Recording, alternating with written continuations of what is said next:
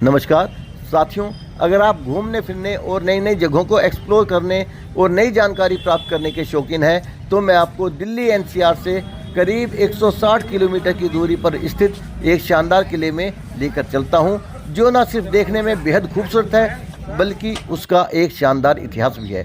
मैं राजस्थान के डीग जिले में स्थित किले की बात कर रहा हूँ। डीग राजस्थान प्रांत के भरतपुर जिले का एक प्राचीन ऐतिहासिक शहर है। आगे बढ़ने से पहले आपसे रिक्वेस्ट करूंगा कि मेरे चैनल को सब्सक्राइब करें और साथ में बने घंटी के निशान को क्लिक जरूर कर दें। अब एक कतार से लगे हुए इन फुव्वारों को देखिए, ये बहुत प्राचीन बताए जाते हैं। उनके बारे में ये बताया जाता है कि इनके साथ में ना ही कोई मोटर लगी हुई है और ना ही किसी तरह का बिजली का कनेक्शन है।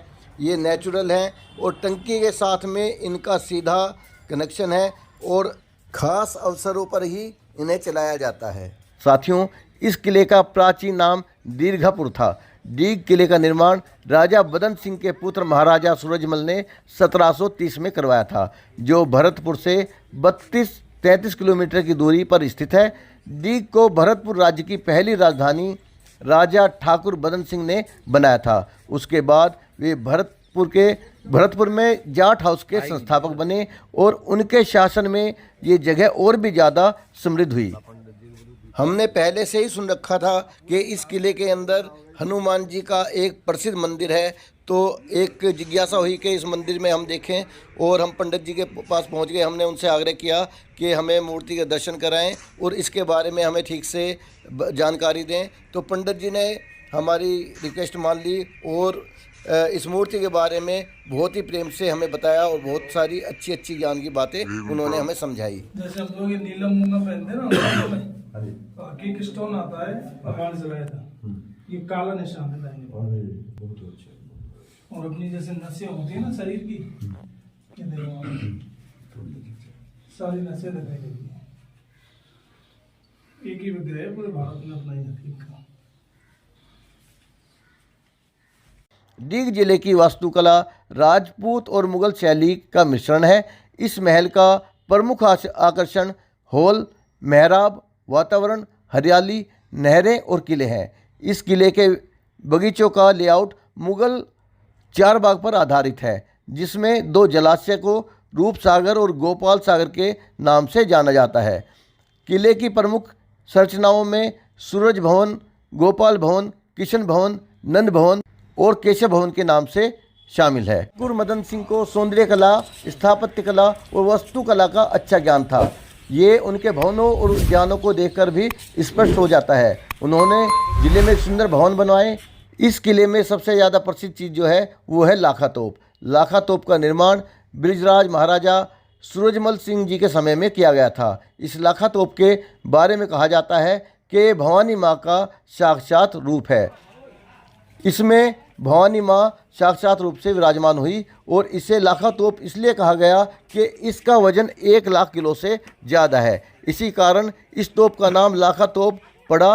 लोग ये सोचकर अक्सर हैरान हो जाते हैं कि उस समय इतनी ऊंचाई पर इतनी भारी तोप को कैसे रखा गया होगा। इसकी मारक क्षमता भरतपुर से 300 किलोमीटर दूर तक की है। ये दुनिया की विशालतम तोपों में से एक है। यह डीग किले में लाखा बुर्ज नामक स्थान पर स्थित है। लाखा तोप का इस्तेमाल 1761 में सिर्फ एक बार आगरा के लाल किले पर किया गया था। तोप का गोला सीधा आगरा के किले की दीवारों पर जाकर गिरा था और आगरे का किला का दरवाज़ा टूट गया था। इससे सैनिक किले में तेजी से घुस गए और मुगल सैनिकों का विनाश कर दिया। लाखा तोप चलने पर इतनी तेज आवाज़ हुई कि मुगल सैनिक डर के मारे इधर उधर भागते नजर आए। मुगल राजा भयभीत होकर महाराज के आगे घुटने टेक दिए और आत्मसमर्पण कर दिया। एक बार फिर से मेरे चैनल को सब्सक्राइब करने की रिक्वेस्ट के साथ साथ मेरे साथ बने रहने के लिए आपका बहुत बहुत धन्यवाद।